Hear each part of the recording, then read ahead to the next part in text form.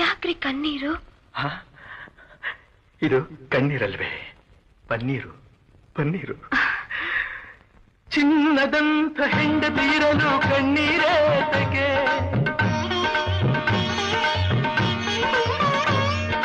ಚಿನ್ನದಂತ ಹೆಂಡತಿರಲು ಕಣ್ಣೀರೇತಕ್ಕೆ, ಮನಸ್ಸನ್ನು ಅರಿತು ನಡೆಯುತ್ತಲಿರಲು ಚಿಂತೆಯ ಮಾತೇಕೆ, ನೀ ನಗುತ್ತಿರಲು ನಮ್ಮಿ ಮನೆಗೆ ಆ ಸ್ವರ್ಗವೇ ಜಾರಿದಂತೆ.